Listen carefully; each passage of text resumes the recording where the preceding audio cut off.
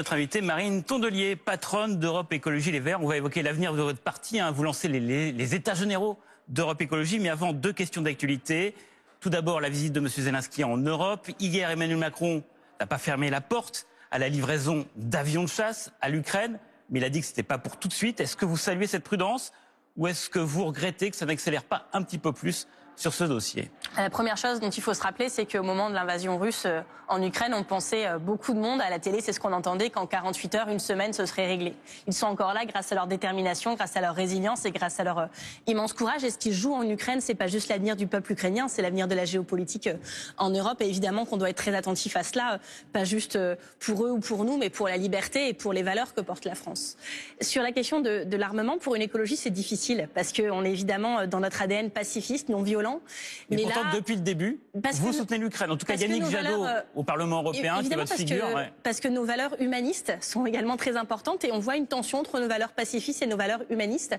Des chars seront envoyés, des chars Leclerc, qui peuvent faire la différence sur le terrain, mais qui ne peuvent pas participer à l'escalade. Aujourd'hui, l'escalade des Russes en Ukraine, mais des chars Leclerc ne peuvent pas permettre à l'Ukraine, par exemple, d'envahir la Russie. Avec des avions, peut-être? Avec des avions, la question est plus délicate. Et puis, j'imagine qu'il y a des questions logistiques aussi derrière l'envoi d'avions en Ukraine. Formation des pilotes et tout ça. Exactement. Mais donc, par rapport aux avions, vous dites prudence. C'est une question qu'il faut regarder en face, pas dans l'urgence, etc. Mais évidemment qu'il faut aider l'Ukraine en faisant attention à ce qu'il n'y ait pas d'escalade autre que russe, puisque celle-là, on l'a subie, puisqu'on l'a choisie. Autre sujet d'actualité, les retraites. Demain, nouvelle journée de manifestation. Vous serez dans la rue? Évidemment, à Lille, chez moi. Alors se pose la question, non pas forcément de l'essoufflement du mouvement, mais de la routine. C'est une nouvelle journée de mobilisation. Il y en a d'autres qui sont déjà prévues. On sait que le gouvernement ne reculera pas a priori. Est-ce que c'est pas un élément de démobilisation de se dire on va dans la rue, mais ça ne sert à rien? Alors moi, ça me mobilise beaucoup parce que je vais vous dire, quand on enchaîne en 3 dates, 3 mobilisations historiques dans l'histoire sociale de ce pays et que le gouvernement n'entend rien, alors on se dit que oui, cette situation est violente parce qu'on a une réforme qui est humiliante en fait pour beaucoup de Français. Après la baisse de 5 € pour les aides au logement, après la réforme de l'allocation chômage, c'est toujours les mêmes qui sont ciblés dans ce pays alors que les très riches deviennent de plus en plus riches. Et pour l'instant, ça ne fait pas bouger le gouvernement. 3 journées de mobilisation, autour d'1 million plus ou moins. Là, l'enjeu, c'est qu'il faut qu'il y ait 4 millions parce que là, il va vraiment bouger. Ou de toute manière, ça sert à rien? Je pense que c'est un combat pour la dignité qui s'est engagé et que rien ne pourra arrêter et que c'est pas parce qu'ils font semblant de ne pas entendre, de ne pas voir, de ne pas écouter que ce mouvement doit se démobiliser. Bien au contraire, je pense qu'on a commencé ces mouvements avec beaucoup d'espérance, de joie, des manifs qui étaient très conviviales. Évidemment que si le gouvernement fait semblant de ne pas entendre, ça va devenir un peu plus raide dans la rue parce que les gens en ont ras-le-bol. Il y a une journée qui va être symbolique aussi. Là, on est dans les vacances scolaires, c'est un peu spécial, mais le 8 mars, c'est la journée internationale des droits des femmes. Et quand on voit quel sera le sort des femmes dans cette réforme, qui n'est pas dit, en début, nous a même parlé d'une réforme de justice. Vraiment, on nous ment et on nous prend pour des abrutis. On nous parle aujourd'hui d'une réforme d'efforts, soit, mais c'est quand même toujours les mêmes qui doivent faire des efforts dans ce pays.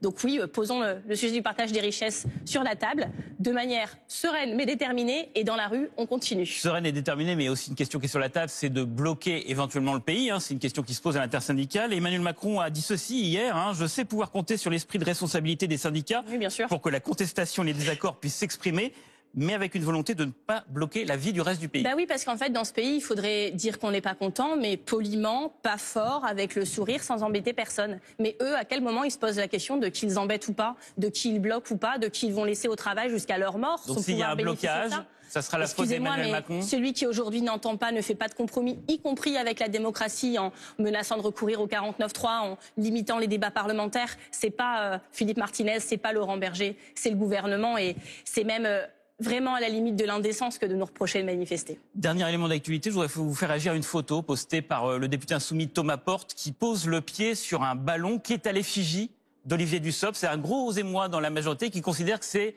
symboliquement la vision d'une tête coupée, comme on peut le faire lors des révolutions. Quelle est votre réaction à cette image? C'est pas malin. Moi, c'est pas mes méthodes. Et surtout, c'est pas aux personnes qu'il faut s'en prendre. C'est à leurs réformes et à ce qu'ils proposent. Et on a bien assez à dire déjà là-dessus, je pense. Alors, on va évoquer maintenant l'avenir d'Europe Écologie. Vous lancez des états généraux de votre parti. Et puis, au mois de juin, vous verrez ce qu'il en découlera. Est-ce que c'est un ménage de printemps après la présidentielle? On aère un peu? Ou alors l'idée, c'est de changer tout du sol au plafond? Je pense qu'on se met vraiment en risque par cette démarche avec beaucoup d'humilité. Et en tout cas, on se remet en question. Sinon, on ne ferait pas ça. Et on le fait d'une manière qui n'a jamais été faite. C'est-à-dire qu'on va faire vraiment une convention citoyenne parmi les personnes qui auront été, qui s'inscrivent sur notre site, qui auront participé au questionnaire, aux ateliers. On va en tirer au sort pour vraiment leur confier les clés du camion et écrire avec elles les contours de ce futur mouvement qui ne sera pas qu'un mouvement politique, parce qu'on voit bien qu'en 2023, les personnes ont une conscience écologique, mais adhérer à un parti politique, qu'il soit écologiste ou autre, c'est pas ça qu'ils demandent. Ce qu'on veut, c'est mener la bataille culturelle écologique sur tous les plans, les luttes locales, le politique bien sûr, mais aussi les luttes associatives. On veut fédérer le peuple de l'écologie qui est potentiellement majoritaire dans ce pays, mais qui n'est pas structuré, organisé comme les autres en face le sont. D'accord, mais c'est l'idée du slogan que vous avez emprunté à McDonald's, venez comme vous êtes. Alors c'est McDonald's qui l'avait emprunté à Nirvana comme As You Are, je précise. Oui, je précise. Voilà. Le deuxième type de Kurt Cobain. Donc vous vous inspirez de Kurt Cobain pour dire aux gens venez comme vous êtes, c'est-à-dire que vous n'êtes pas sectaire, ou ça veut dire que vous êtes tellement à la ramasse que vous prenez n'importe qui. Mais enfin. Venez comme vous êtes. J'imagine que si on est climato-sceptique, on n'est pas, c'est ce qu'on est, mais on n'est quand même pas forcément. J'imagine que si on est climato-sceptique, on ne vient pas aux États généraux de l'écologie. Sauf peut-être pour contrôler les États généraux de l'écologie. Ils seront bien reçus, ne vous inquiétez pas. Non mais vraiment, ce qu'il faut comprendre, c'est que il y a de plus en plus de Français qui sont éco-anxieux, des parents, des grands-parents inquiets pour leurs enfants, des gens qui sont émus quand ils se promènent en forêt et qui sont des amoureux de la vie sauvage, des entrepreneurs, des artisans, des paysans, des profs. Et cela, vous dites pourquoi ils ne votent pas Europe Écologie, en tout cas l'élection présidentielle. Mon problème à ce stade vraiment n'est pas ce qu'ils votent. C'est je suis écolo un petit peu, de près, de loin, électeur d'un jour, de toujours, où je vote plus. C'est pas ça le sujet, c'est où que je le dis, c'est où que je m'identifie, c'est où que je suis dans l'équipe, où on fait avancer le sujet, pas juste politiquement, mais associativement, dans les luttes locales, chez moi, dans la transition opérationnelle, parce que je suis artisan ou entrepreneur. On veut fédérer ce peuple de l'écologie et être 1 million en 2017, parce que si nous ne sommes pas 1 million, alors nous ne serons pas assez pour remporter les batailles que nous avons à mener. Vous parlez de mouvement, il faut quand même assumer que c'est un parti qui se présente à des élections. La difficulté d'Europe Écologie... Oui, mais le mot parti, ça fait peur. Évidemment que d'un point de vue même du code électoral, des règles de financement des partis politiques, il faut un espace politique. Mais ce que nous prétendons créer avec les États généraux est bien plus large qu'un parti politique. C'est un grand mouvement de l'écologie populaire dans ce pays. Donc vous dont on a besoin. La France insoumise un petit peu.